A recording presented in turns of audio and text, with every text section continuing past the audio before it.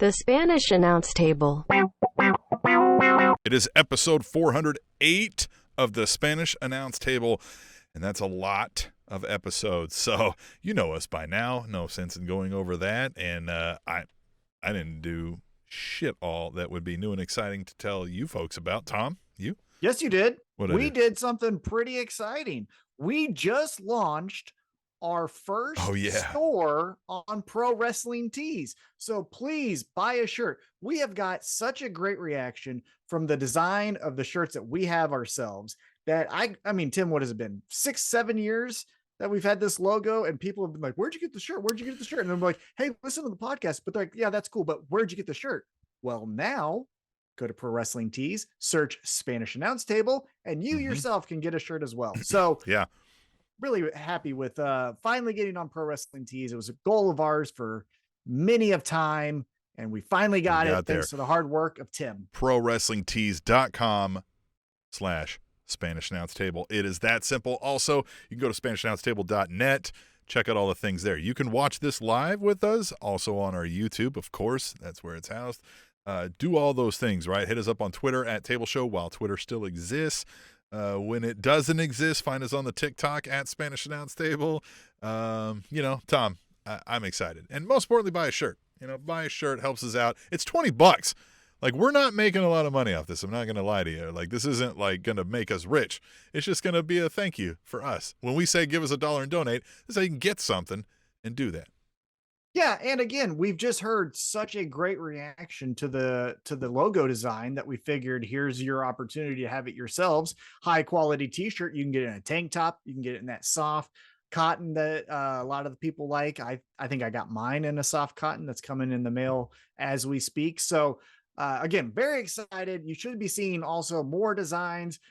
Don't be shocked if you have a shirt up there that says pro wrestling isn't a sport or something like that. We've got a lot of one-liners here at the show. So those could become t-shirts. Let us know if there's a t-shirt design that you want from us, and maybe we'll put it up there as well. So yeah, ProWrestlingTees.com/Spanish Announce Table, or go to ProWrestlingTees.com and then search Spanish Announce Table. Both ways get you to the right destination. Tim, outside of that new news, let's get into last night's AEW Dynamite. First off, before we kind of break it down segment by segment, overall, what'd you think? I thought this was a good episode of Dynamite. I think for a while we've been kind of like, yeah, these happened. They weren't the best, but they weren't terrible. And I think this was a little better than that. So I'm getting excited for where we're going on some of these stories. And as we usually break these down one by one, we'll dive further into them, of course. But I'm excited to talk about it. Yeah, and we started off with a bang.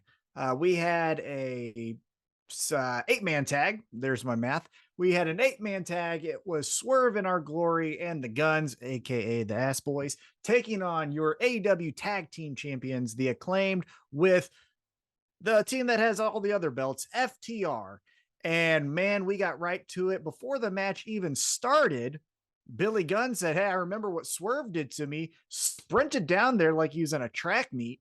Double leg Swerve, starts taking it to him, 5 across his lip, and then he gets kicked out. I like that aspect because it makes sense that if someone kidnaps you and then at a future date, you both will be in the same building, you will want to fight that person. So how'd you think about Billy Gunn kind of jumping the gun and attacking Swerve before we even got the match started? I, too, thought that's very realistic. I kind of wondered, I know we did the Billy Gunn birthday bash, and that was about Billy Gunn and not about Swerve.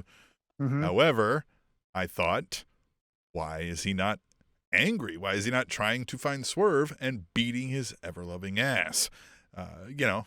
Notwithstanding he's wrapped up in bandages, so maybe that's a reason. But I liked this. I thought, hell yeah, go get him, right? Again, it's a thing we all want to root for. If somebody kidnapped somebody and busted their fingers up, we'd root for that person to go kick that person's ass.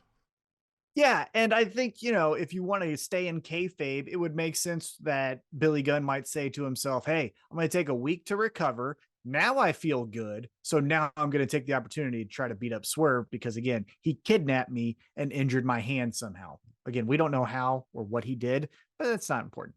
The other thing I liked about this 8-man tag is a lot of the stories meshing and kind of bumping into each other. So you had Swerve in Our Glory. First thing I noticed there, Swerve in Our Glory comes out. It's always Swerve first, then Keith Lee second.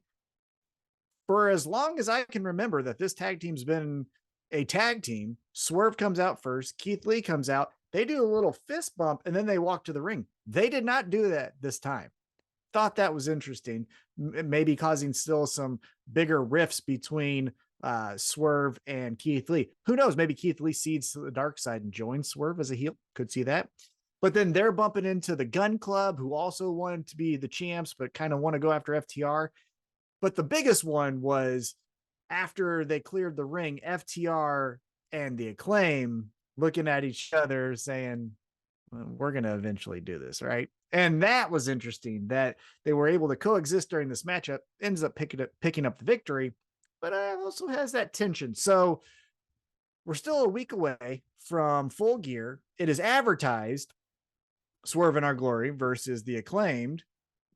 I guess one, I'll say, I'll ask, do you think we still get that matchup? I kind of still maybe don't think so. And two, what do you think about FTR, the Acclaim? Do you want to see that matchup? That is the part that's kind of getting lost for me, is that I don't really know that I'm not too bought in on who's going to win these tag team championships out of this whole story. I'm more focused in on what is going to happen with Swerve and Keith Lee, right? It's kind of taken that on, and FTR feels really out of place, and so does the Acclaimed outside of their kind of the setting for this to take place between Keith Lee and Swerve. So yeah, I'm just kind of left with a little bit of apathy other than for the Swerve and Keith Lee aspect. I guess, now that I'm thinking about it, I kept thinking that we're going to see Swerve break up and then FTR would say, hey, if there's an opportunity, we'll take it. See at the pay-per-view Acclaimed. But now that I'm kind of thinking it through as we read through what happened last night, one thing that I think I need to still consider is December 10th, I believe it is. And again, we don't fact check. We will have a Ring of Honor pay-per-view. So I think we'll still keep this matchup of Swerve in Our Glory versus the Acclaim for Full Gear. And then I think we're going to see the Ass Boys taking on FTR for the Ring of Honor championships. Now, what happens there, we'll see when it happens. But I kept thinking that we're going to get a Swerve, pun intended, and then the switch up of the matchup we've been wanting. Because I don't know about you, but the third time seeing the Acclaim taking on the FTR at a big event, a pay-per-view, then one of those specialty Dynamite shows, and then now another pay-per-view. I don't know, in the rich tradition of AEW tag teams where they've had Young Bucks and FTR and Best Friends and Santana and Ortiz, all these Lucha Bros, all of this stuff, that a three-peat between Swerve in Our Glory and the Acclaimed is the pinnacle for AEW tag team wrestling. That's why I kept thinking there was going to be a switch here, but maybe I'm jumping the gun. Maybe. All right, let's move on to after the Acclaimed and FTR pick up the victory, we get MJF talking about the firm on Pardon My Take. And Tim, a lot of great things happened on this episode, as we're obviously going to talk about. Good in-ring action, very solid promo work from almost everyone involved. But I thought this specifically was the chef's kiss of the week as far as how to do a plug of someone else and showing that you're big time and still getting your shit in. To do a Pardon My Take, because we've seen for as long as wrestling's been around, hey, WWE's mentioned in Sports Illustrated, WWE's mentioned in Forbes, AEW's mentioned on TNT, NBA on TNT, all that stuff, this is the way to do it, because it was a promo that was meant for us, but it was on Pardon My Take. So we got exposed to Pardon My Take. If you don't know what it is, the Pardon My Take crowd gets exposed to a new wrestling promotion that they've never heard of in AEW. And then again, the best promo probably in all of pro wrestling, MJF knocks it out of the park. So what did you think of this segment? Yeah, again, it's interesting to see somebody like do kind of like you said here, do the the Pardon My Take interview, as opposed to just like doing a in-ring promo or doing a backstage promo. And it honestly kind of, at first, I think that's what made me take more notice, right? Because, again, we run the risk of this MJF promo after MJF promo after MJF promo. They're so good. It's kind of like, NFL reference, watching Patrick Mahomes. He's so amazing that you're just kind of like, right, he'll be able to, like, run around the side of the best defensive tackle in football, spin, fling it sideways under his left leg to a wide open receiver, and will win the game with 2 seconds left. Like, that's just become expected. So we expect that with MJF, much like Patrick Mahomes, 2 of the greatest to ever do it in their respective things. And so that made me take notice. And man, I don't know how much angst MJF has swallowed over the years in his personal life to be able to draw these emotions and just connect everything as though everything we've watching has been part of the MJF backstory his whole entire life. It's amazing. It's amazing. Yeah. Before you comment on that, we are having some sort of weird glitchy issues. It's saying we're getting a stream buffering rate. So if you're watching live and this is choppy, I'm doing what I can to try to fix it now. If not, I'll put up the clean recording later. And of course, you can always listen to the podcast, SpanishAnnounceTable.net for those links. But anyway, Tom, tell me your thoughts on this MJF promo. I thought it was amazing. Yeah. To your point, what you said, where everything in the backstory seems to be going right into this title match, which, if we're breaking kayfabe and you read all the dirt sheets, it was meant for MJF versus CM Punk. And now we've pivoted to MJF versus Jon Moxley. But staying in storyline, it doesn't feel that way. Him and Eddie Kingston are 2 of the ones where it, again, I think Eddie Kingston does it a little bit better. There has been some moments where MJF kind of is in no man's land and then ignites a new story, where Eddie Kingston seems like it always is flowing, but that's splitting hairs. Getting back on track, MJF, uses all of this stuff to then make sense of the current situation he's in. So he wants to become the champion and he wants to have his moment. And if you do look at his career, it has been, at the biggest times that it should be all about him, something else has overshadowed it. As he mentioned, the very first pay-per-view match he has with the big program with Cody, everyone talks about that horrendous neck tattoo that Cody got. Then you go to MJF taking on Jon Moxley during the pandemic. Unfortunately, Matt Hardy and Sammy Guevara have that match where Matt Hardy gets concussed and then they still let him go, which is still concerning. And then obviously the thing that most recently happened, he returns, and we're talking about CM Punk throwing a hissy fit. So it was very cool how he added that angle to this match, where he's saying, like, finally, not only is it my time, which is a pro wrestling trope that we've heard since the dawn of time. Your time's past, it's my time's now. John Cena said it, everyone said it, right? But it makes the, hey, no, seriously, I'm tired of the shit I've been dealing with all this other stuff. At Full Gear, I'm getting mine, and everyone's going to be looking at me at the end of the night. I really like that. And to your point, it added a different feel where he's sitting doing a podcast. Again, the biggest sports podcast, which I don't think that's actually true, but whatever. Pardon My Take, a Barstool Sports production. So you're getting the synergy with that. And so it was captivating. Now, I mentioned it. The thing I think everyone talked about, because, they said the thing. MJF mentions the press conference. What do you think about MJF mentioning the press conference? Do you think that will lead to anything, or is that just a fun line to get us excited? I don't think it's going to lead to anything. I don't think we're getting the CM Punk returns like you brought up. It's going to happen. It's going to happen. It's 1,000,000% going to happen, but it may not happen at Full Gear. Yeah. Okay. I think that was just him being like, look, yet again, my spot comes up and something else takes the spotlight, and like, God damn it. So I think it was just more, it was like, this happened. And then most recently, the biggest thing, I finally show back up, and the biggest thing to happen in pro wrestling, backstage, oh my gosh, what happened in fucking 20 years happens. Great, right? Like, so I think that's where he was kind of headed with that. I will say, Wardlow would like to have a word as far as being overshadowed, because the biggest match in Wardlow's career should have been him dethroning MJF, and all we could talk about is how MJF might not even show up to the damn pay-per-view. So Yeah. before you give me your fucking sob story, MJF, let's not act like you haven't done the same shit that Punk and all these other people have done as well. Right. Anyhow, let me go down this other kind of conspiracy theory with you here, okay? So that was a great promo. Felt a little babyface. Also, very much like a couple weeks ago, where it was MJF, as I felt, cosplaying as a babyface. Felt some tones there as well, right? This is my time. I'm going to do it.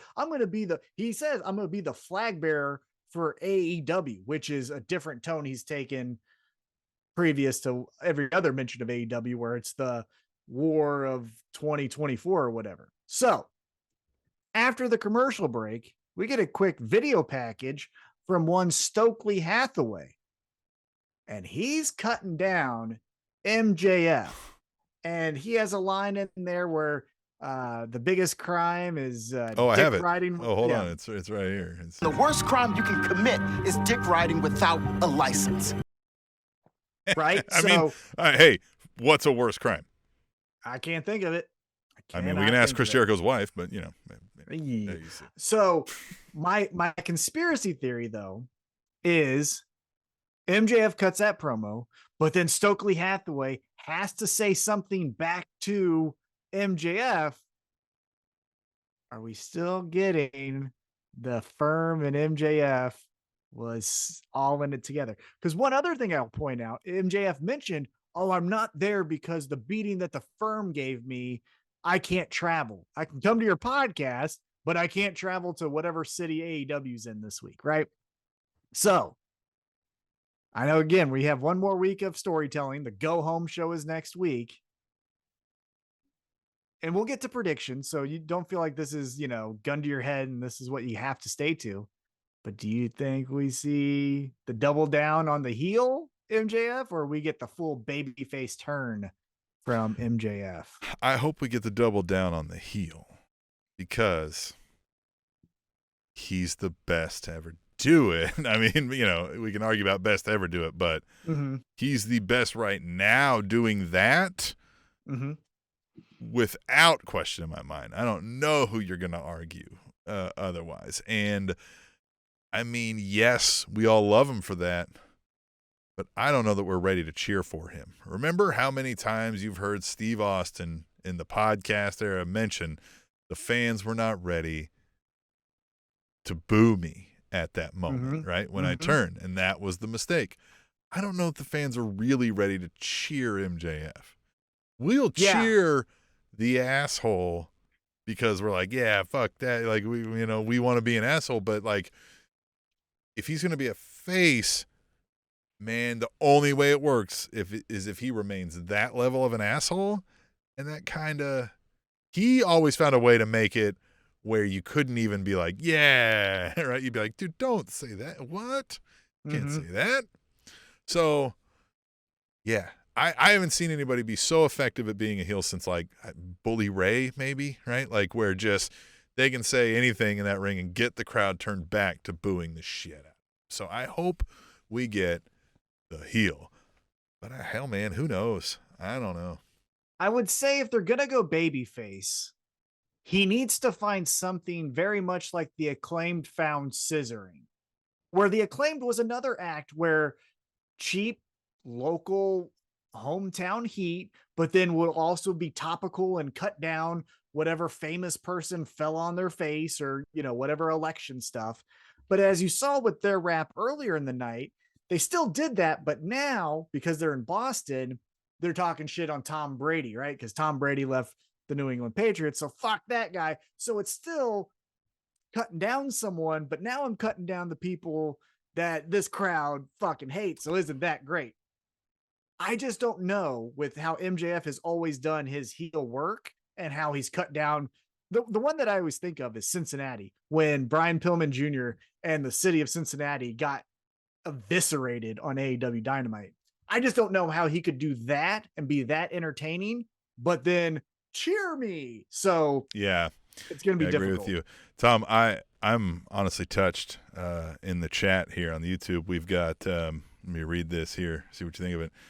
Girls18.online says, "My hot photo here." Wow. I can't. I mean, nobody's ever said anything. Nobody's ever said anything so nice to me. Well, it's just the words of a genius. It's the words of a genius. So you too can get in the chat of our live stream that is apparently choppy for some reason that I can't figure out. So remember to watch this back later. But you can still use hashtag tweet the table and chat with us that way, right? There's all many ways we want you to be our wrestling friend. Even, well, maybe not Girls 18 online. Maybe not them. But anyway, MJF can't be our friend, right? Isn't that where we were kind of basically? I kind of feel like so. So, but what do you think the Stokely Hathaway, hey, MJF, why you dick riding with Jon Moxley? Where does that play in? So, okay, can I touch on that?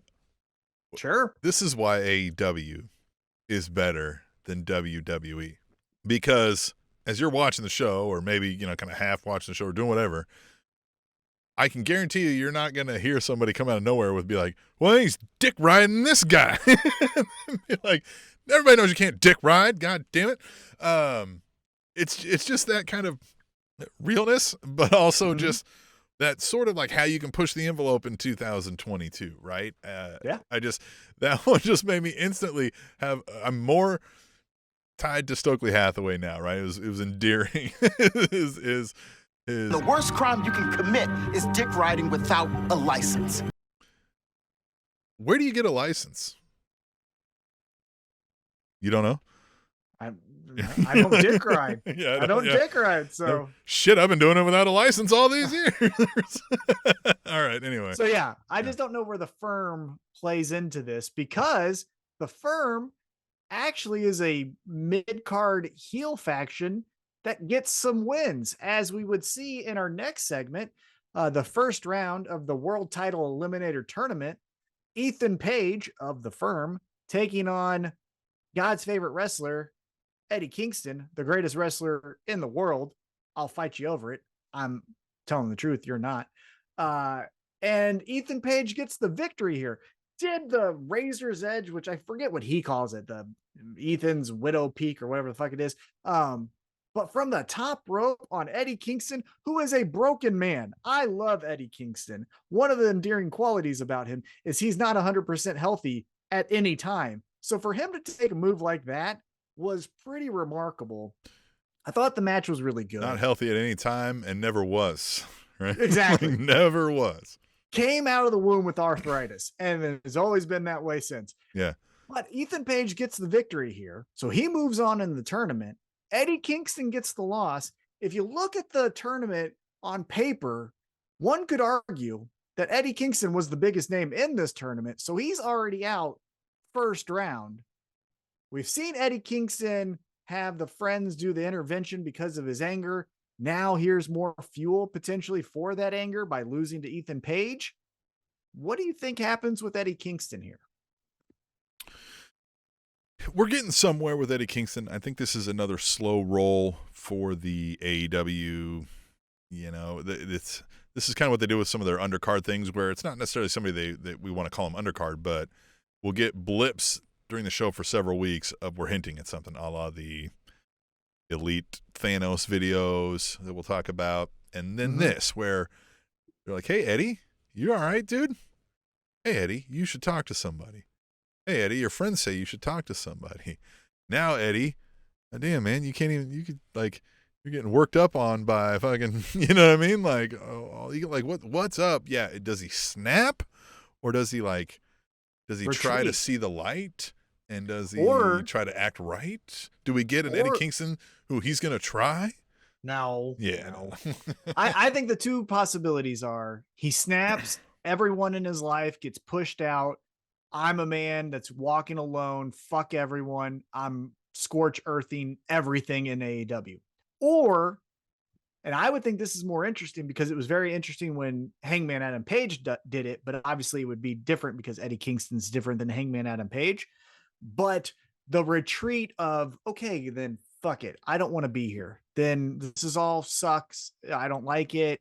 And then his friends take a different approach where it's, hey, you know, hang in there. And he's like, I don't want to. And then we could get that story told. I think that's more interesting than just, I'm mad and then everyone's going to feel my wrath. We've seen that 100 times, right? And Eddie Kingston can do either one exceptionally well. So it's not as if that happens, I'm going to be mad. I just think it would be more interesting if he does well, I can't win a fucking match. All my friends think I'm psycho. So you know what? I'm out of here. This is fucking bullshit. And maybe not like Undertaker goes missing and we do a Naked Gun search like Leslie Nielsen did, but we may do where is Eddie Kingston? He's at the bar, right? Like, I think that would be interesting. Again, told differently than Hangman, but still something to the effect of self-reflection. I like the idea. I like the idea a lot of Eddie Kingston battling his inner demons because, again, that's what he does. Right. That's him. Right. All right, so Ethan Page wins. He moves on in the tournament. After the match, backstage, Renee is interviewing Dark Order and Roosh Bag. Mm-hmm. Johnny Hungy is the best with nicknames. Yeah. And we got to Roosh tweet the again- table about that, and I don't think I got a graphic for it, but let me find that while you're talking. Go ahead. Yeah, so Renee interviews Dark Order, and Rush comes in. Jose says that Roosh is going to win the tournament, and when he will, he'll give 10 the first shot because he likes him. And then Rush says, think about the offer because I don't make it twice. Roosh, pal, you made this offer for about 13 weeks, and before you, it was Andrade, and we've just transitioned this storyline to you. I'm about done with it, homie. But yeah, I think the thing that we got the most out of this segment was Johnny Hungy, John Silver, giving us the Roosh Bag comment, which was, again, a great line that pops you in the moment. And you may want to start chanting it next time Roosh wrestles, but nothing that was going to move the needle as far as you have to watch it, right? Yeah, that was actually at Brian_J_Bay who said, did I just hear Roosh Bag? # tweet the table. And yeah, I mean, it just fits so well, right? And that could, it could go so bad for a wrestler, right? Like Roosh to suddenly everywhere he goes start being called Roosh Bag, but it could also maybe fuel something to that character that we haven't seen before. Because if I'm going to be honest, the presentation of Roosh here could have been, I mean, it's Wardlow. Like, it could have been Powerhouse Hobbs. Like, it's. I understand, like, maybe not the Hispanic portions of it, but it's, big guy comes in and beats people up, right? Like, there's not a whole lot going on here, so. Yeah, and I think, breaking kayfabe, hearing what we did about Andrade trying to beat up Sammy Guevara, now Andrade's MIA. I think we had something planned where this was Andrade and not Roosh. So Roosh has kind of been shackled with kind of a piss poor storyline. I think the Dark Order deserve a little bit better than this. I think Roosh could do something different. If I'm being completely honest, and I think I understand, Roosh coming from Ring of Honor, he may not want to go back there. But I'd rather see you there, pal, because I don't want you taking up my TV time on AEW. Mm-hmm. Anyhow, funny that you would mention Wardlow because he's in our next segment because Ari Daivari in the ring and he offers the services of his butler in exchange for the TNT Championship, which is stupid. However, I do like the touch that Ari Daivari goes, hey, remember you were like a butler, but now you can have a butler, huh? Well, I like, too, that his butler was like, what? Exactly. We didn't talk about this part. Yeah. That was good. He's like, let's not be so hasty here.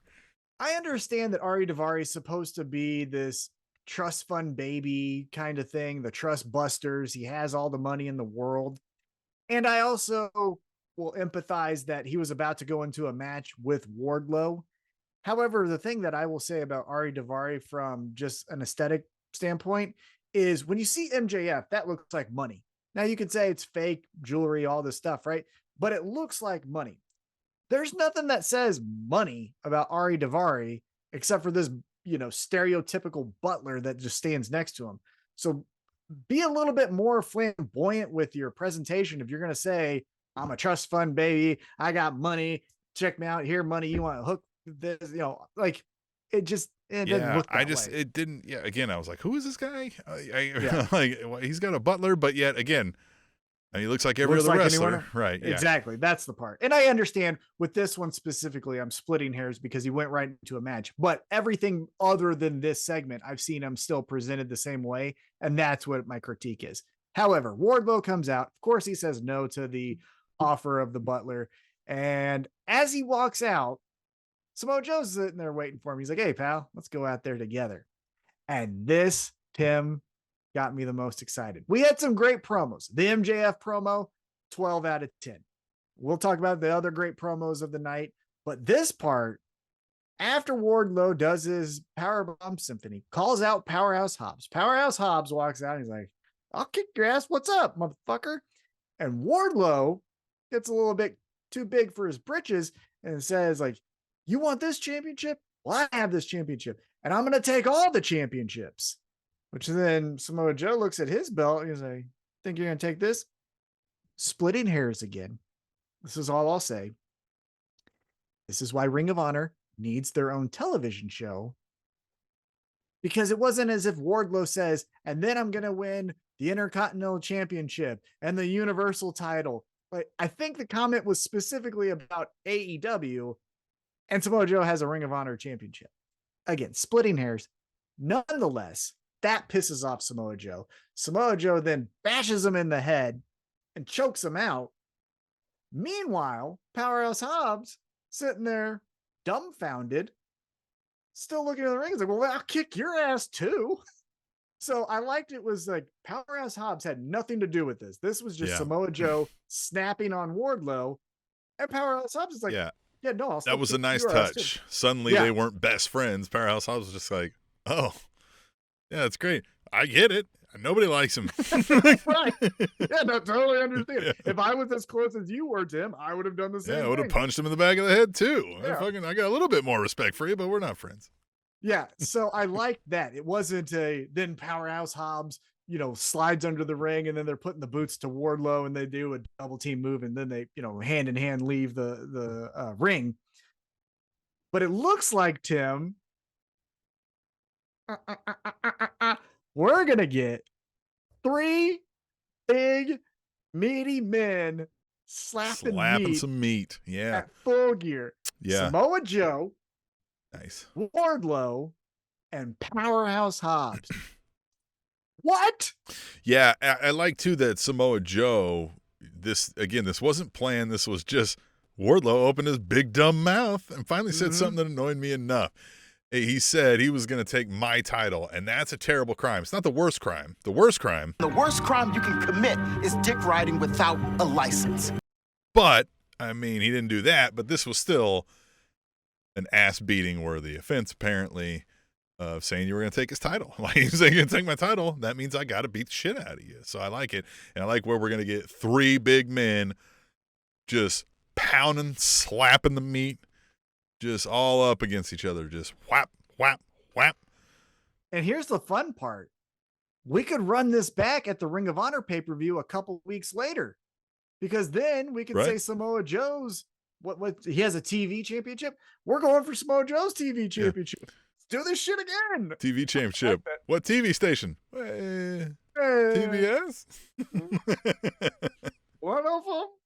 True Network? I don't know. Discovery? Something? Yeah. You guys own them fucking. Have you heard of SpanishAnnounceTable.net? Hey, we'll host it. Yeah. Yeah. Give me the videos. I'll put it up on the stream, Tony. Exactly. We'll talk. Yep. We'll do it. 100%. So after that, like I said, looks like we're getting a triple threat at Full Gear. I am more than excited. That is one of the matches if it happens, which I think it will, that is one of the matches I am over the moon about. But as we continue with Dynamite, backstage, a really quick segment. Renee interviews Jade Cargill. She's like, hey, I'm sick of Nyla Rose. Nyla Rose will see you Friday. Okay, cool. Let's keep it moving. Now, we go back into the ring. Another fire promo here. Tony Schiavone brings out Dr. Britt Baker, DMD, and then brings out Saraya. And Tim, in my opinion, this was as good as when Britt Baker and Ruby Soho did their back and forth, where it was like, you're just banging a guy in the back. And she's like, well, you're not a runaway. You got fired. That was this good, except for this had a little bit more. Saraya almost cried 2 different times just talking about the moment of becoming a wrestler again. So what did you think? So I thought the moment was there. The crowd was into it. I thought they were doing good. The only thing that I took from this is Saraya is supposed to be the babyface, and she didn't cut a babyface promo necessarily. For a while she was, but then the moment she goes, AEW is my house, I feel like she sucked some of the wind out of the room, because everybody was like, no, like, that's not a thing. No, it's not. It's Britt Baker's house. If we're talking about whose house it is. And then it kind of became that, where she went on like, well, I did this and this and that. And it's like, okay, but that's not a justification for why AEW is your house, because it's not, right? So then it was kind of, for me, it was kind of like that's touching and that's moving, but what the fuck does that have to do with Britt Baker and you, right? Like, what? So to me, I was like, great. Not lost on me, like the emotion of it, I could barely get through it, and what that means from a broader wrestling perspective. However, for like, again, if I didn't know who Saraya was ever, and I'm watching this, I'll be like, who the fuck is this? Saying it's her house. I've seen her thrice.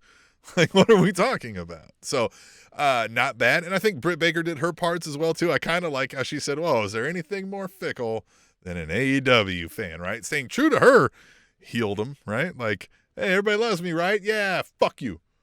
You suck. So I like that. So this was one of the best segments of the night, and it was great to see. So the thing with Saraya saying it's her house, it's a, alpha female saying that she's going to be the top dog in the division. That makes sense. Everyone thinks they're going to be the top dog. So her saying that, I get it. And she also said it in WWE, so she got to keep it. Would have made more sense if it's like, this is my house now, right? Like, maybe you say that. Yeah. Well, but this is the thing when we're bringing in all these WWE people into AEW as baby faces just because, hey, remember me, I'm a baby face, is, like you said, that argument kind of falls flat when Britt Baker was here on episode 1, was the first female.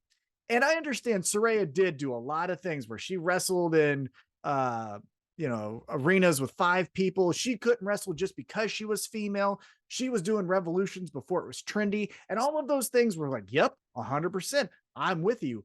But when you're doing it with Britt Baker, who we've seen blast her face with broken noses, wrestle with broken wrists, it's like, this one is just as tough as you. Now, again, we're splitting hairs with, well, I couldn't wrestle. Well, but I also female. Just like, but Britt Baker didn't do any of that shit to you. So why are you mad at her? But the argument would be better if it was someone on their high horse who didn't wrestle, right? If it was someone in AEW, and Jade Cargill is different because she's actually wrestling, but if Jade Cargill was having the baddies win her matches for her, and then Saraya comes in and is like, you're not the one that's really doing shit, it's me. That makes more sense. But Britt Baker ain't the one. She's the one that has the most credibility in the division. Because like I said, lights out matches with Thunder Rosa, broken wrist, broken ACL, well, and that's just all it. the stuff. So again, a great match, right? You want to build, like, if Saraya's coming back, this is the person, you want it to be against, and you want that to be a big match. I get that.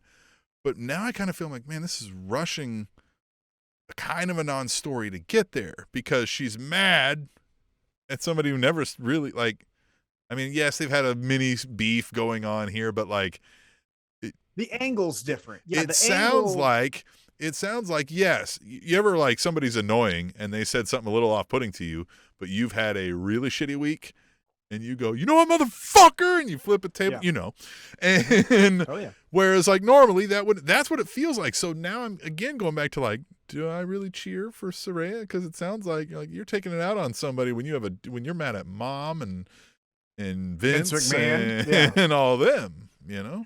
And that's where the angle is wrong. The angle could be Saraya came into AEW because she saw what Britt Baker was doing and the rest of the women in the division, Nyla Rose, Hikaru Shida, all these other females. But now she notices that the cancer in this division, the one holding it back from becoming the main division in all of pro wrestling, is Britt Baker. We can understand that. You know what I mean? All the opportunities that Britt Baker's got, even though she's earned them, you could paint the picture of why is it that every time there's a vacant title match, you're the one in there? Is it because you like Tony? Well, now I can boo that, right? Like, yeah, fuck you. Why is that? You know, why is it that every women's segment has to have you either standing on the apron or in the match? I can get behind that. That's the angle we need to take. Just saying, like you said, hey, other people have wronged me and I'm fucking pissed. Fuck does that matter? That's what a heel says. Well, yeah, but just okay. Yeah. So the angle needs to be the cancer, the line that I would use here, again, if I have the pencil, is I would say, Britt Baker, you are the appendix of the women's division. At one time you served a purpose and now you need to don't be even say removed. that. You say like everybody talks about you as a pillar of AEW and like leading this division. But what I see is a division that could have reached greater heights if you weren't at the top sucking the rest of the life out of it. You're out here in every segment. You're whatever. Like you're not on top because everybody said you're on top. You're on top because you put yourself there and you won't fucking get out of the way. Right? Like that. And you could even say you earned your top spot, but now your time has passed. True, and I'm going to be the one that kicks you off the hill. Yeah, something like that. Again, very impassioned promos. Oh, there you go. You can say, yeah, you're great, but you're not an all-time great.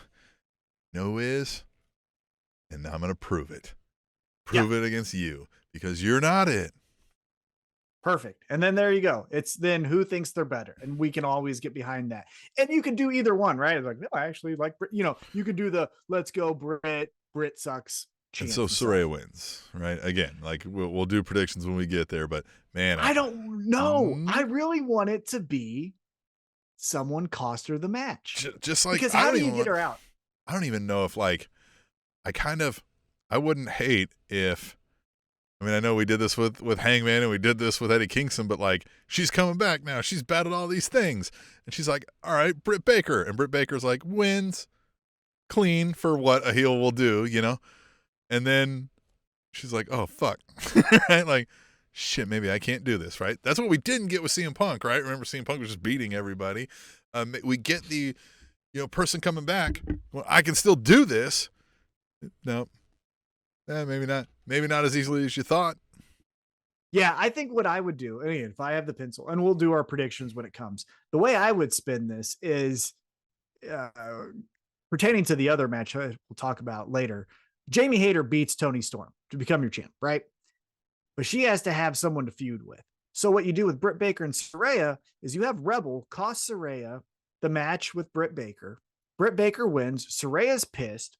Britt Baker, at the end of the night, because Jamie Hayter wins, is now focused on Jamie Hayter. Hey, bitch, in this group, I'm the champ, not you. What the fuck? Then you do those two having a match. You have Saraya win a couple matches over Rebel, because that's easy, right? That's credible. Get some reps in. We all love Saraya. And then in that, Saraya gets a little like, I thought this fucking division was difficult. And then you can have a Toni Storm go like, oh, so you just think we're all chumps. And then you can do Toni Storm and Saraya. And then again, the boogie woman in this whole division, unfortunately, because of an injury, is Thunder Rosa. Wherever she comes in, we'll see what happens. But she's still out there in the, in the stratosphere kind of hanging around. So we'll see what happens there. Yeah. All right. But then after that, again, both solid promos. As I said on Twitter at Table Show, while I live tweet, which we'll see how long that lasts. Britt Baker never Where's everybody going, by the way? All of our Twitter followers and all of our fans, like, when you bail, Where are you going? Let us know so we can go there too. Because we're not young and hip anymore, so we don't know where the things are. Yeah, and Elon just said that Twitter might go bankrupt, so we'll see what happens. So where are you guys going? Yeah, let us know, please. SpanishAnnounceTable.net. Hey, there it is. Hang out with us there. But like I said, Britt Baker never misses. For as all the talk you can say about overexposure and all of that stuff, when it's time to deliver, the person in the women's division 11 times out of 10 that you can count on is Britt Baker. She is outstanding on the mic. Anyhow, let's move on. We get a backstage promo. It leads to Trent versus Jay Lethal. Okay. Trent. The thing I like about that is Orange Cassidy's back there first. He's like, don't hit my friend. And they get to talking shit, and he's immediately like, well, that's why. Then this Friday's like, yeah, right. Yeah. Just like, I'll see you there. Just doesn't even let him finish. Love it. Well, I like, though, too, that we ended that. But then in a real life, it didn't end. Another guy stuck around and was like, hey, scumbags, right? Like, and then he's like, I'm sorry, what? Who the fuck are you talking to? Right? Like, I thought you were leaving with your other fucking friends. I like that aspect of it, too. But you're right. I mean, the end result was fucking what we did, Jay Lethal and Trent. Trent Beretta. Yeah. Yeah. And Trent, I will say, for as, of a pillar that we talk about, right? This new company, who's the foundation that we're building on? Jungle Boy, Sammy Guevara, MJF. At one time it was going to be CM Punk, but then that's gone. Hangman Adam Page, all of that stuff. For the mid card, your pillar, the one that if you fall down and you need to stay relevant, or you're coming up and you need to get to the next level, Trent is that guy for AEW. He can give anyone a great match. He can make any story as quick or as long as you need. He's got his mom Sue there to where that can be in his back pocket if something needs to happen and we need to have a fun moment. I just think Trent is someone who's an unsung hero in AEW. Definitely someone who I think needs more appreciation, or as the cool kids say, their flowers. Let's give the flowers to Trent. You hear that phrase? Have you ever heard that phrase? Hey, let's give them their flowers. Yeah, I've heard that. Yeah. The fuck does that mean? Just say appreciation or credit, idiots. Anyhow, this is a fun match. What's that? It's a stage thing. It's like a theater thing. That's just dumb. Anyhow, Jay Lethal wins. I think it's like when you give flowers at a funeral, like, oh, like, I don't know. Who cares? We don't need semantics. Jay Lethal wins. This was fun. After the match, Tony interviews Jay Lethal, but Sanjay grabs the microphone and he's like, hey, remember that surprise? This is the surprise. And then Jeff Jarrett comes out. And this is the thing I'll say. Full Gear, we're getting Jay Lethal, Jeff Jarrett versus Darby Allin, Sting. Why? Yeah, if it's on the pre-show, I'm fine with it. Hey, you want to get everyone a little excited? You want to get some casual fans to be like, what the fuck? I remember Jeff Jarrett, or I remember Sting. I get that, right? If you're putting it on YouTube to get 10 more buys, fine. But the dumbest thing about this whole segment was that Jeff Jarrett. Hold on, like, I remember Jeff Jarrett. Like, oh yeah, he still looks like he knows like which streets to avoid so he doesn't get a DUI at night. Right. Well, yeah, that's true.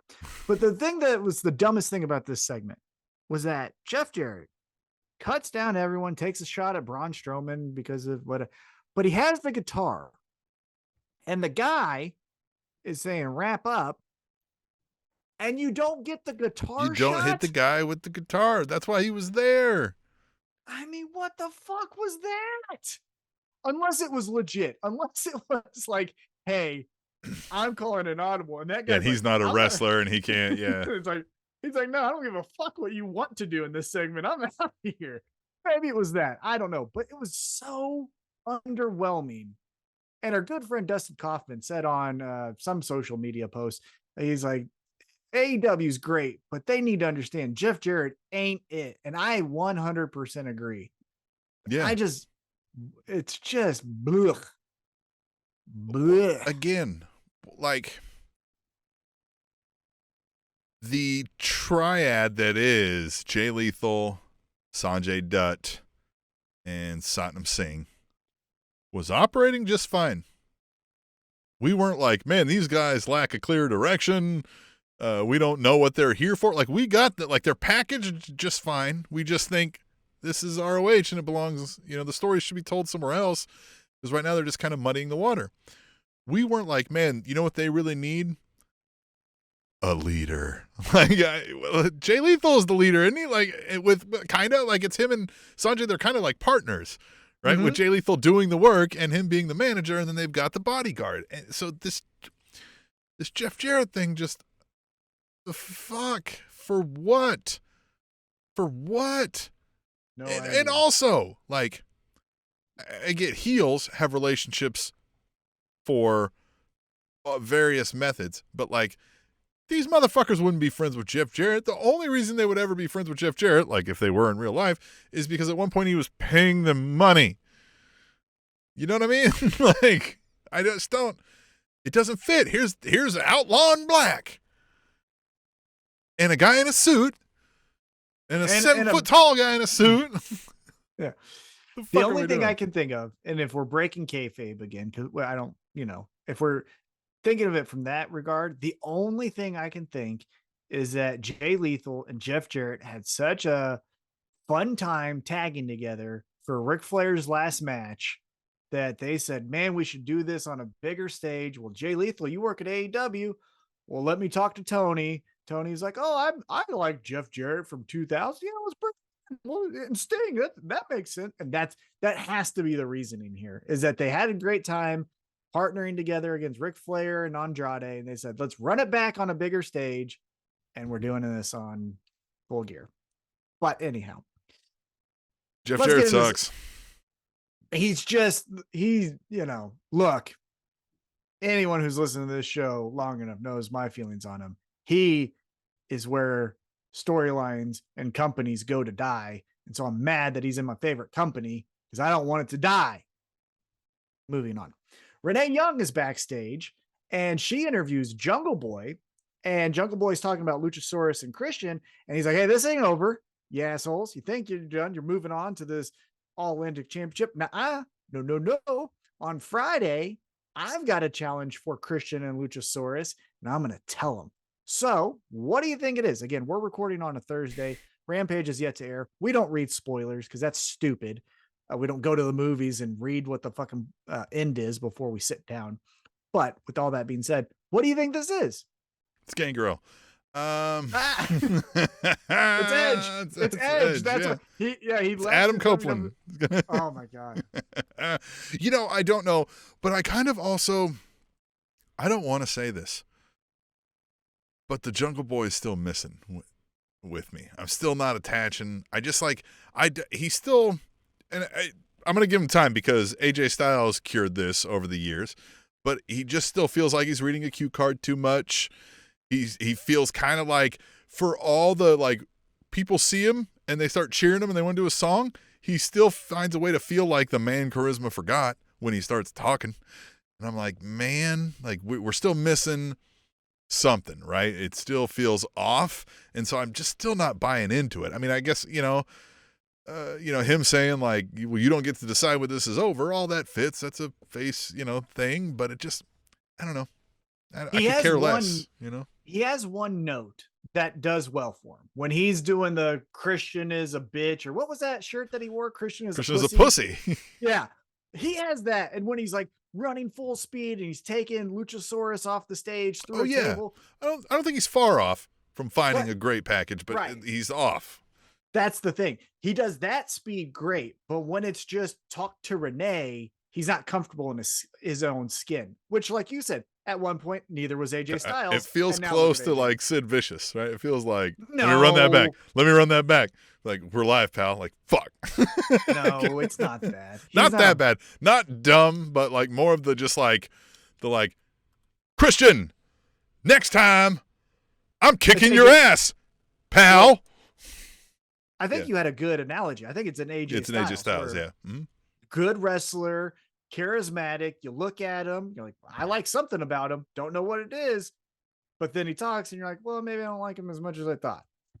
But as you mentioned, AJ Styles now is someone on the microphone that you like to hear. So maybe Jungle Boy can get to it. Remember when they were having AJ Styles when we didn't quite know if he was Fucking Dixie Carter.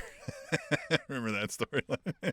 That was pre him figuring out how to talk too, which just made it even worse. That was the worst. The worst. But you know what wasn't the worst? This next segment.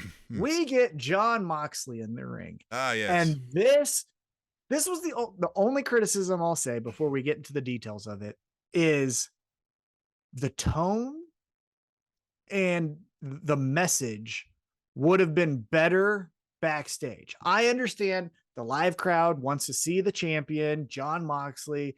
The entrance is still getting over. People love it. They go crazy, especially if he walks by you. It's something to see. But what he said here and how he delivered it didn't feel like I should be in the ring. It was more menacing. It was more Jake the Snake draw you in. And that just the contrast of the fans wanting to cheer, but then kind of being quiet just didn't fit for me. But what he says here, and again, paraphrasing, is, hey, Regal, remember when we met and I thought I needed to be the fucking man? So I was going to kick your ass. And what'd you do? You kicked my ass. So I found out where I was. Who does that remind you of? And Regal's like, MJF. And then and then Jon Moxley's like, hey, I beat this guy before. What do you think is going to be different the second time around? Then he gets into, you got clothes that your parents bought from JCPenney or whatever, which was a fun line, you know. But then he goes, you call yourself the devil. And this is when the promo took a different turn. And he gets a little quiet and he stares right into the camera and he's like, I've seen the devil. And if you paid attention in the last year with his struggles with addiction, he ain't lying. Mm-hmm. There's no lies here. And so everything prior in his life. That's what I'm saying. And so he's getting into this. I've seen the devil. I've walked with the devil. I've talked with the devil. And you ain't it. That's when, because this is great. And I think if we're all polling people and you're saying, hey, who, MJF and Moxley, what do we like about it? Moxley, just like with the CM Punk storyline that he did just a couple months ago, he finds that angle where it's like, oh fuck, Jon goddamn Moxley. Because when he takes that angle of like, call yourself the devil, I'm a man. Mm-hmm. Then you kind of look at MJF and like, he's a bitch. Yeah. You know? I do. However, so my criticism of this, and it's one that I think I've noticed about Moxley's promos without saying, is sometimes they'll run a little long. He takes a while to get to the point, and this kind of felt like two promos, like you said. The earlier one of like, remember when I was a fucking punk and thought I kicked everybody's ass and you had to beat my ass? And that reminds us of MJF. That's one promo. Mm-hmm. Then he got into a second promo of like, you think you're the devil? Like, all that says is you've never fucking met him. You know what I mean? Like, because I've seen him, right? Like, you don't even know where he lives, boy, but I can fucking drive you there with blindfolded, right? Like, that kind of shit is the one that makes you go like, oh, what's he saying now? So I kind of, if there was, from what I would like to see is maybe speed that up, get there quicker, like you said, and we don't have to spend this whole time in the ring. We don't have to have William Regal standing there smiling randomly without saying anything, right? Mm-hmm. Like, just, yeah, I would have got there quicker. But again, the substance of them was great. Yeah, I think when Moxley cuts promos like this, it goes back to during the pandemic. Remember his program with Lance Archer? And he was talking in the bar and he's like, I know one of these days someone's going to take me out. And that was long-winded, but it was structured. And then there was enough moving eye candy to keep you engaged. This promo with those bells and whistles, I think would have been the best thing of the night because the substance of what he said was all there. As we mentioned, the first part, man, you remind me of me. Second part, but you're a bitch and you better bring your guts because I'm going to kick them out of you. I like it. It was great. Again, it was if we're grading it, I give it an 8.9 out of 10 just because of the other circumstances around it and the length. Right. But after this, we get a video package again, Tim, and it looks like with the images that were shown, the Elite are coming back and they're coming back at full gear. We saw the clocks and all the mechanics, all the full gears, all the full gears. Yeah. Mm-hmm. And then we saw the Elite being erased and stuff. So do you think the go home show is they show up, hey, Saturday night, Death Triangle bring those titles? Or do you just think Death Triangle cuts a promo, lights go out, lights come on, hey, we're the Elite, don't you all love us? What do you think happens here? Or we're at Full Gear, Death Triangle's in a trios match that wasn't really built. It's just like a hey, and then out come the Elite, and they close to murder the Death Triangle and don't say anything. Walk out. That just doesn't. It's not on brand. That's perfect. Yeah. That's what it is. It's not that they couldn't do it. It's that the dorks who do BTE, they're shit talkers. Yeah, they are not. They would stand over and fucking hip gyrate over him before they would beat him up and walk out. So maybe there's some of that. They got Brandon Cutler spraying him down and fucking. Oh man, we miss Brandon Cutler, don't we? Yeah. Oh, I miss Brandon. Yeah. Oh, Brandon. All right. After that, video package quickly shows Bryan Danielson. This was another great promo where I'm tired of being disrespected. I'm going to let it all out on Sammy Guevara. I'm going to kick his fucking head in. Yeah. And Bryan Danielson is the Bryan Danielson that I want. I don't want any other version. Yeah, give me the guy that looks like a homeless man who got mad because you fucking threw away a sandwich when you could have gave it to him. Yeah. I want a man who thinks the conspiracy is all against him, and he's out here to fight that off. Like that, Bryan Danielson, a little bit of the Sami Zayn conspiracy theory, but without the humor. He kind of looked like a guy who was yelling at the mailman for coming on his property when he was just trying to like put his mail in the mailbox. You know what I mean? Mm-hmm. Yeah. Yeah. And if you made like some weird tics about him, like someone showed up 3 minutes late, so they got their head fucking kicked in, or you'd have to get someone who's not Tony Schiavone, but some interviewer said the wrong word to him and he got his head kicked in. Like that would be good. Yeah. If he just got on this rage of like, that's not how this is supposed to be done, right? This is not how wrestling is done, right? This is not how interviews are done. This is not how matches are done. This is not how, right? And so, like you said, anything that goes wrong, right? They're out of syrup and catering. He's like, this is not how this is done. You bring extra bottles of, and he just runs somebody across the table, right? Like he just snaps, loses it. The first person he should go after, if we're running with this, is the fucking AEW production team. This was another shit fucking performance from them. All around. We missed the Samoa Joe thing that we were talking about earlier. Oh, so we start off within the first 5 minutes as Max Caster's doing his promo. We see a camera shot of just the fucking ceiling. Then we get another shot during the same fucking segment where it's just shooting someone's foot. As you mentioned, we missed Samoa Joe turning on Wardlow because we got to watch Powerhouse Hobbs walk down the ring, which was not needed. Then we do a replay graphic that didn't show a fucking replay. It was just the replay graphic, and we're still watching the same fucking match. We also, on top of that, when we do get to see Samoa Joe beating up Wardlow, we see the guy's fucking hand grabbing the rope as he's doing the shot. Fucking kind of high school bullshit is this, man? Yeah. Dude, how much money do you have? And you're hiring fucking theater nerds, camera guys? We could give you these results. Fuck yeah, I could easily do that. You want me to run the replay graphic and not show you a replay? I know exactly the button to push. Yeah, look, I know how to make a live stream not work, so let's fucking do this. Hire us for that. Like, fucking invest in the TV show. These stories are too good, and the talent is way too good to have this piss poor fucking amateur hour bullshit around them. And it's not like they don't have money. Like the Ring of Honor thing, when we're like, goddamn, get some lights. And we don't know the financials or anything, but it seemed like Sinclair really didn't have the money to spend on lights. You know what I mean?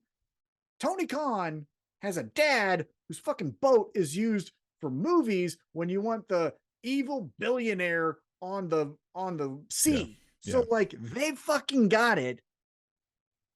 And here's the other thing. It seems like Tony Khan wants everyone to be just nice. Hey, everyone, I hired you. Great. Let's all have fun. And then when people start to get antsy, he's like, oh man, got to go to the Jags game. They're going to Kansas City. Guess I got to go play in Kansas City. Going to watch the Jags. Oh yeah. He might be in Kansas City this weekend. Huh? But he needs to fucking fire these people. Like they're not, I don't care if they're nice or they send you Christmas cards. They're not fucking good at their jobs. I've said this before, and I'll say it again to anyone new listening. My grandma is the greatest fucking person on the face of the earth. She was hired to run Kansas City Chiefs and call offensive plays. She would be fired because she doesn't know how to do it. Like, what the fuck, man? It's so aggravating because WWE, when you watch their shows, it's so flawless and so pristine and great, but then everything else is dog shit that it makes you mad. It's just fuck, man. In your grandma's defense, there's a few times that the coaches of the Kansas City Chiefs can't seem to figure out the play call either. But this is not a football. Well, podcast.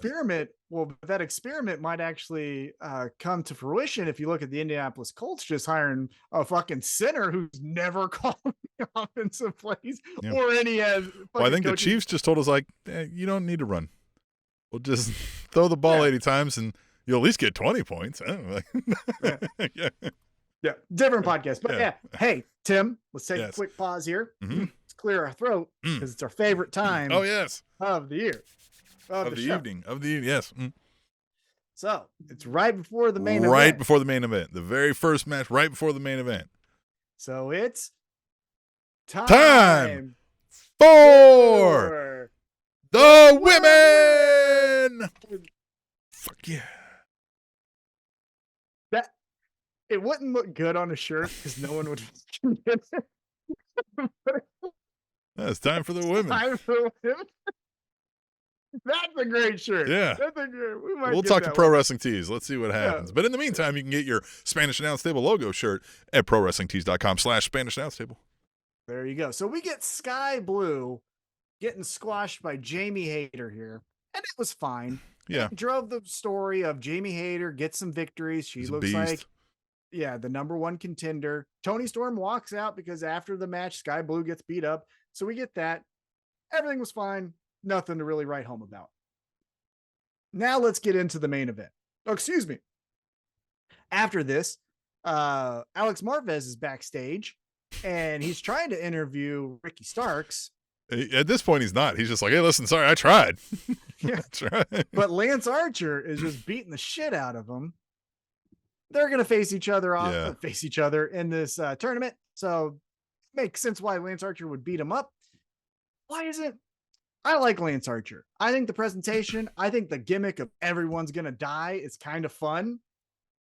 But you can't beat Jon Moxley in a Texas death match 11 months ago, fucking do nothing, then lose to Hangman in another Texas death match, and then do nothing, and then Lance Archer works great in a Hager type role for me, where you're the muscle for somebody, or you're a one-time opponent for the new babyface champion. Because yes, the presentation is fun, the package is good, he looks scary, he acts scary, but that is the entire depth of all of it, right? There's nothing else. Well, you know what I would do, and I liked it how he was first presented when we got to really see him on TV consistently. Have him do the bidding of Jake the Snake Roberts, who is the most evil person in pro wrestling on the AEW roster of all time. Yeah. Probably Jake the Snake Roberts. Yeah. Have him do it's the Jake the Snake storyline. Yeah. But when it comes to fighting, it's Lance Archer. Well, and with peeling back the curtain, I don't know if he's healthy enough to run the road anymore, I think is what it is. So, but yeah, same thing. I think what I was getting at is he's doing the bidding of somebody. Yeah. We need a Bobby the Brain type guy here who's actually feuding with. This is a great guy for a Stokely Hathaway when he doesn't have like the firm, right? These kind of characters where I'm not going to do anything about it, but he's going to do something about it because everybody dies. Yeah, man. If you were to recast the firm, if you didn't, again, we're bloating that roster with just signing everyone who can have 2 feet and get into a ring. But you take out W. Morrissey and you put in Lance Archer, that's perfect.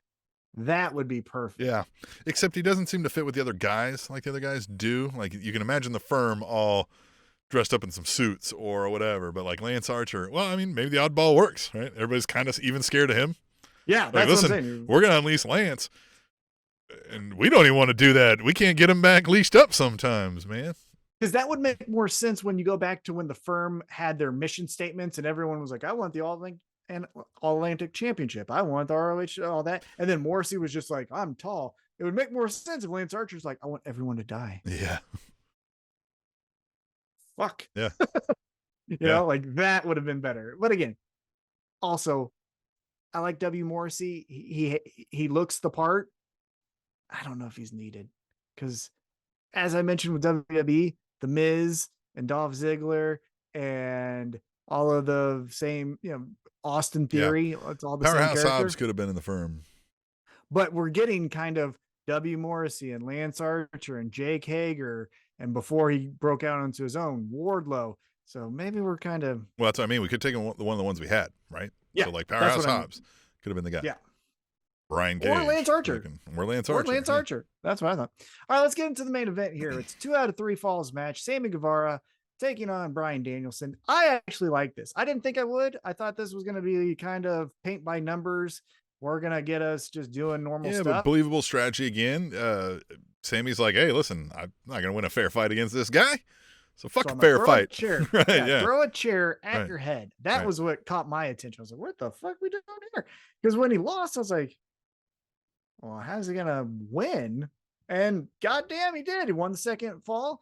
But then Bryan Danielson, all bloody, somehow he got his cartilage cut open or his eyelid cut open. Something happened to him. He's bleeding because that's the Blackpool Combat Club way. And then he kicks in. But their logo was born of blood. I mean, you ain't lying. The action figure. Look at this. Here's a fucking action figure as I'm collecting these action figures. T-Mac Toy Wrestling on Instagram, by the way. Look at it. Even their fucking action figures bleed, It'd be Bryan fun if you could Danielson like put wins some here. ketchup in one of them and like squeeze it and blood comes in. Yeah. But Bryan Danielson gets the victory here. What do you think is the next steps? I guess, as much as I liked it and this was fun and we got it. But just again, Jericho Appreciation Society, Blackpool Combat Club. Kudos though. Again. I actually hate the idea of till the end of time, these two factions and whatever the Bloods and the Crips, you know what I mean? They are opposites, right? They are diametrically opposed to each other. So them always just kind of bumping back into each other like two magnets coming back together. I don't necessarily hate. I will say kudos. No fucking Chris Jericho this episode. That's true. Didn't that feel refreshing? Well, we didn't have the whole rigmarole of the whole team of Jericho Appreciation Society and all the Blackpool Combat Club. Because I think like you said, they are exact opposites and they'll always hate each other. So when we don't necessarily have a storyline that's really kicking off with somebody, one of the members is in the back and one of the other members of the other teams come by and it's like, oh yeah, you're still a bitch. And then they fight. Just like how Trent did with Jay Lethal earlier in the night, where he's like, you're a scumbag. I like how he's like, you talking to me? He's like, oh, I get it. He's like, he must think we're scumbags. I'm like, oh, yeah, okay, nice. Yeah. Something like that. You put them in tournaments because AEW does tournaments a lot. The semifinals is Garcia versus Claudio. I mean, this could always work for the end of time. So I don't necessarily hate that these two are always going to that makes sense. I honestly thought this was going to be the time that Yuta might interject and say like, hey, Bryan, fuck you doing out here, bud? Yeah. And something happens there. Yeah, but nobody even wants to inadvertently help Sammy. I know. Look at it. Like, we've discussed this. Top 5 punchable face in wrestling all time. I mean, it's up there. It is up there. And this was actually really good because he has the hatred of, I want this guy to lose. But he puts on good enough matches to where you don't change the channel. You say, I fucking hope he loses. All right. but this is good. But he keeps you wanting to boo him. He doesn't make you be Yeah. like, geez, just get him off my TV. He's not like early Bradshaw Or Jeff Jarrett. booing, right? Or Jeff Jarrett. Right? Yeah. Yeah. Pre-JBL Bradshaw was the guy who was like, get this motherfucker off of my TV. This is bullshit. No shit. No shit. So yeah, that was AEW Dynamite. Next week is the go home show, and then we get Full Gear. That's going to be a great time. It's on a Saturday night, which is great. Always love it. Used to be their when it's calling on- card, yeah. Yeah. They need to go back. Saturday nights is when you do pay-per-views. It's the best for old people like me because then I Yes. can stay up and then sleep Makes in. you feel young again. Yeah, definitely. So that was our Dynamite coverage. Tim, we're going to transition to WWE. WWE. All right, they had the Blood Jewel or whatever it was over there in the Saudi Arabia. Kingdom of Saudi Arabia. Whatever. We gotta be somewhat careful. We're gonna get a fucking van pulling up at our house. The shit Hey, we're the talking. people of Saudi Arabia. Oh there's yeah, no it's ill that we're feelings shit towards- talking on the Kingdom of Saudi The Arabia is when we start having an issue, right? But the government Oh yeah, can go jerk itself off. Because did you hear why MVP couldn't go to this event? oh he's atheist, right? Well, he was a Muslim, Right. then turned atheist, which gets the death penalty. Yeah, And again, I will ask, why did you watch this event? Yeah. Why are we supporting the bad decisions from bad people? yeah, yeah. Answer me that. I don't have the answer. But what did happen on this show? Logan Paul, I think, is the thing that sticks out the most. Had his wrestling match, and again, Logan Paul is not unathletic. We've talked about this. Logan Paul can do all the stuff, and he did all the stuff. I understand the narrative of simple-minded peons who think that both brothers are just YouTubers. Mhm. It's the dumbest thing from simple-minded people that they can think. First off, the brother, Jake Paul, before we get to Logan, Jake Paul is training with BJ Flores. Look the motherfucker up. He's really great at boxing. BJ Flores, that is. And when Jake Paul doesn't really have anything else to do except for get better at boxing, guess what he's going to do? Get better at boxing because he has an athletic background. Now, Logan Paul wrestled at a Division I school. Do you know how fucking hard that is? Mhm. Do you know how hard that is? Go Yeah. try it. You won't fucking make it. Yeah, Like, it is one of the hardest things to do in this country at anything, jobs, athletics, anything that you want to name. Being a Division I wrestler is like top 10. Yeah. So he did that. like you're a badass.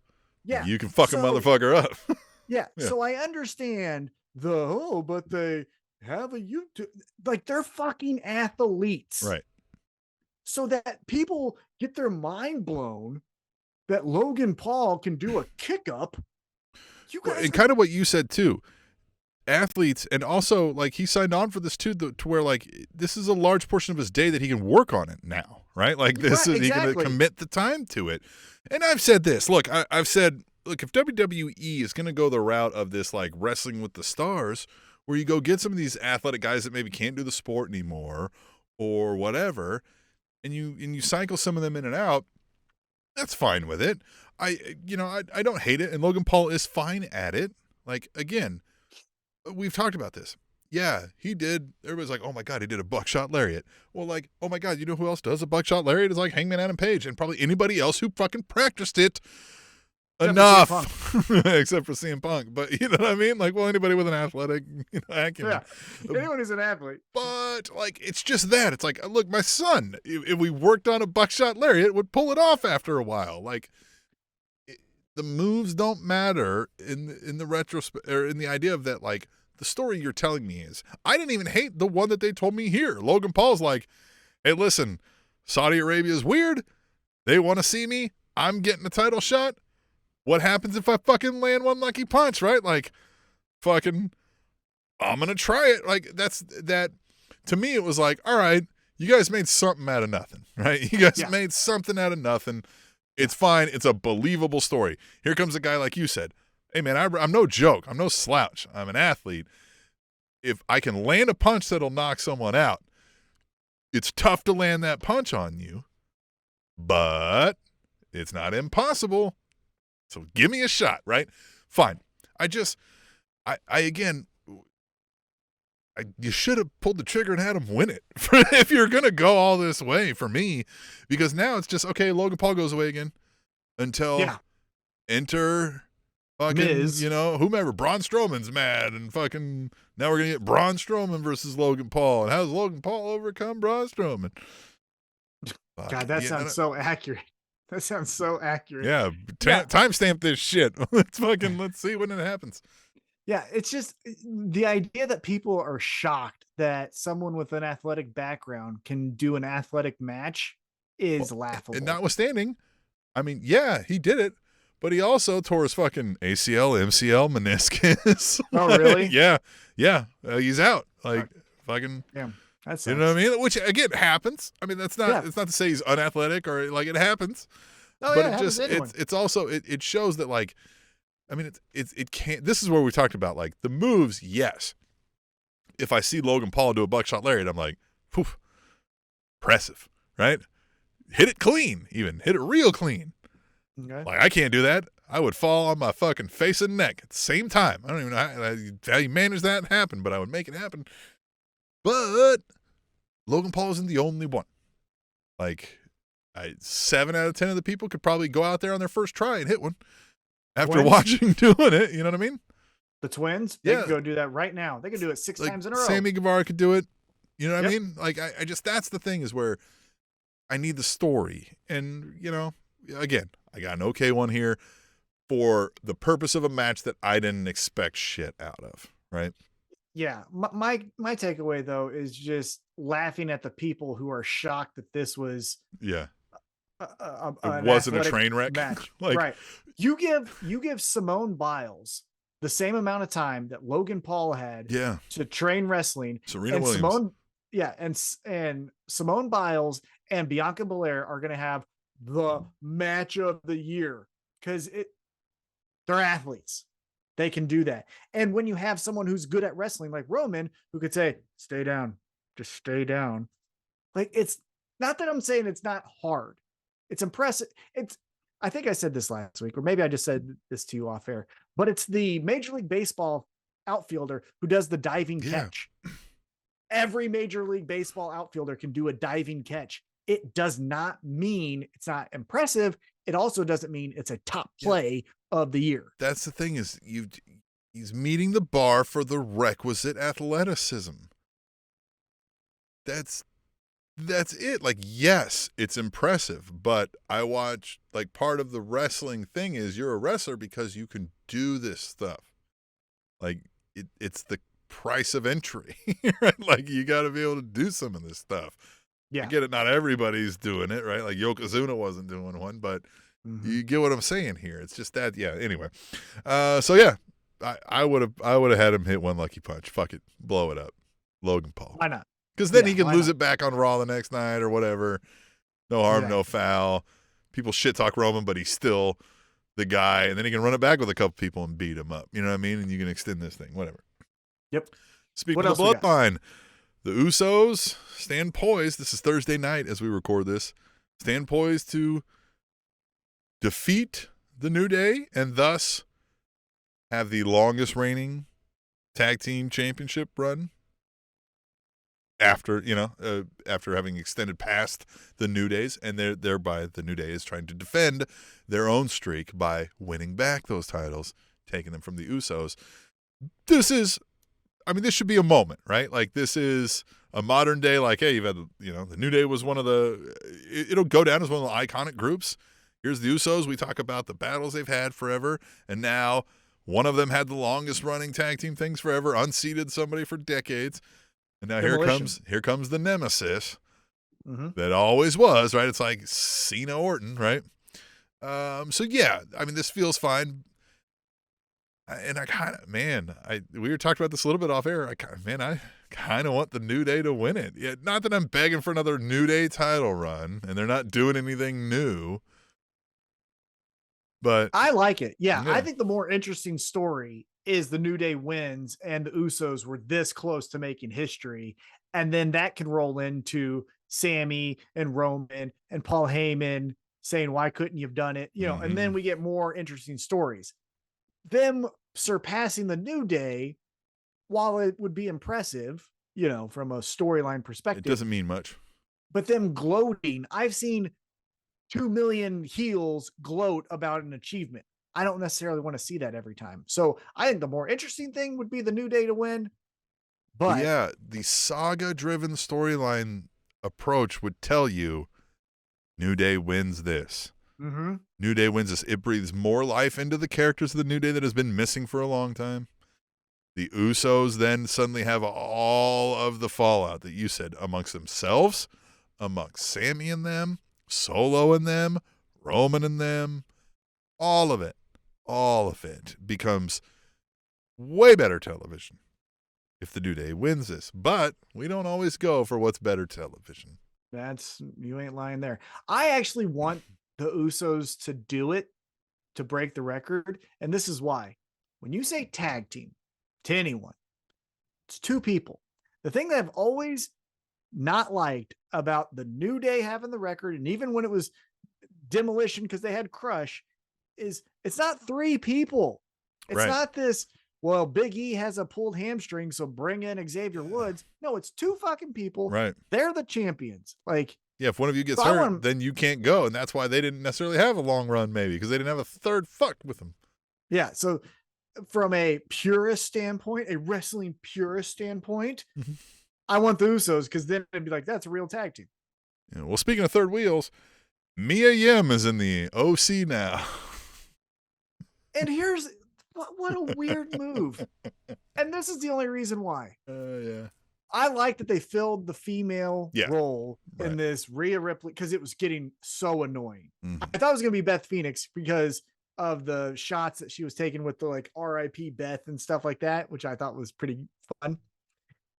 Breaking kayfabe, though, you got one guy who's signing everyone with 2 legs where your husband works, and you're going to re-up with like, go there. Why didn't you go to AEW with your husband?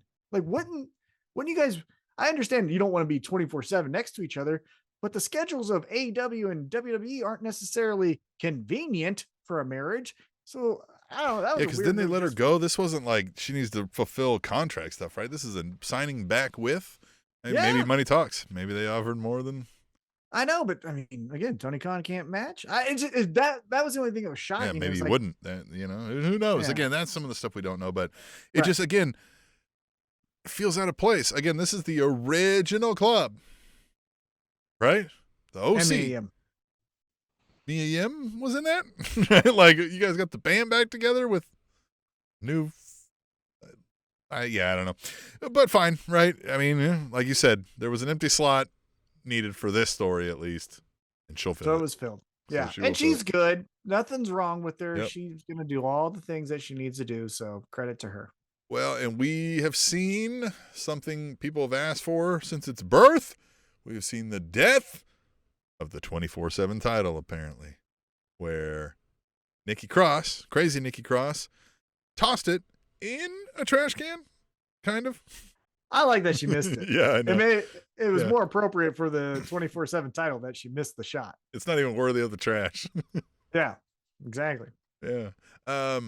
Yeah, fine, right? Again, that's where I think like we get these Triple H kind of does these like, hey guys, I'm with you, but we're acknowledging that thing sucked, right? Like, so we throw it in the trash. Okay, fine, I get it, But again, Well- it just kind of, I don't know. I don't know where we're going with Nikki Cross and the whole Oh, damage it's control thing, but it's the War Games match. They'll all do Yeah, that yeah, shit. yeah. That's fine.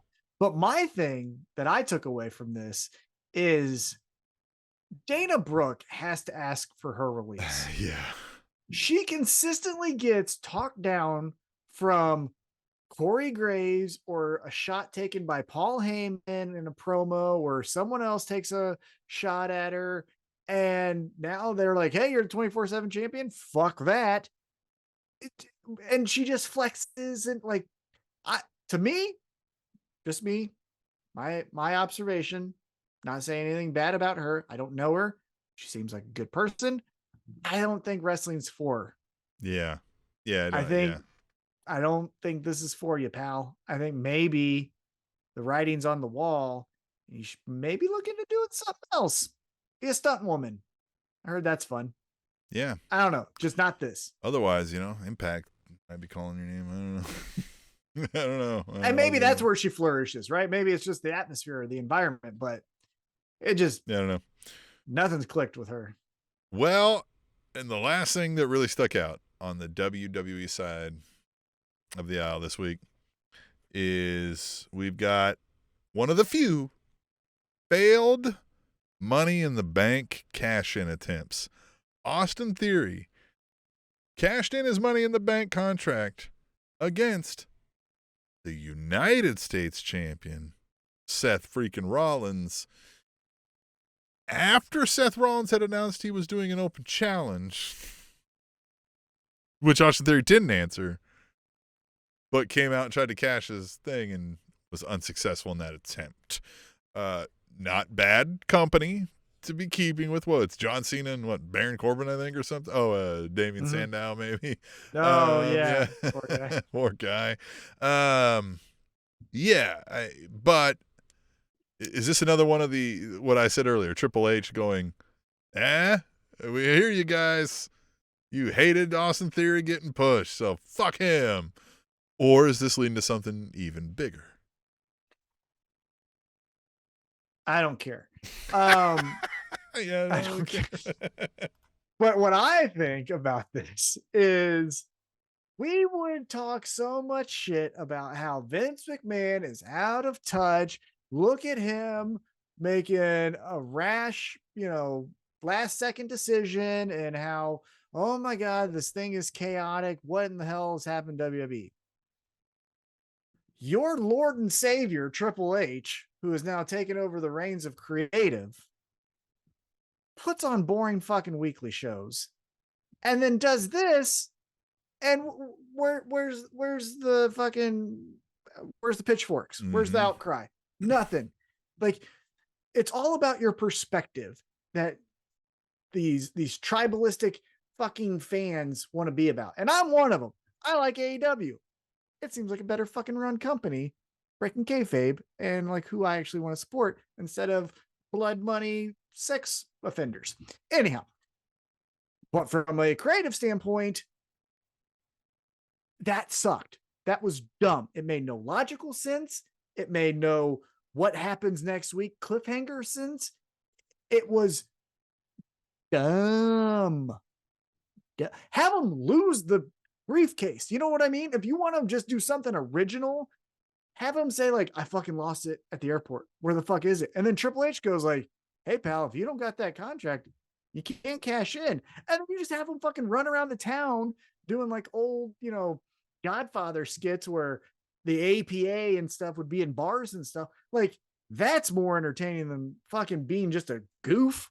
Like, it's just, but no one fucking's upset, no one right? says anything about that. Oh, no one's upset. We like that Bray Wyatt's feuding with Bray Wyatt. That's fucking cool. Hey guys, there's a QR code. It's his fucking face. It's him talking to his face. Isn't that neat? Look, QR codes. Oh, hey guys, rabbits and uncles. Neat. Oh god. Hey, there's also this fucking weird guy who like attacked someone because he was getting paid for it, but then now he's not getting paid for it, so he's still attacking him, which gives the Miz the same fucking end goal that he wanted initially. Yeah, that fucking makes sense too. Oh, Triple H is taking creative to the next level. Oh my god, guys. Oh my god. Guess who he's bringing back that they fired? Isn't that so cool? Get out of here. WWE sucks. It still sucks. It still sucks. I agree with you. It's not, you know what I mean? I'm not really digging it too much. But what I am digging is this show. And I'm digging that next week we'll be back here for episode 409. And in the meantime, you guys should go to Pro Wrestling Tees. Buy our shirt. The Spanish announce table.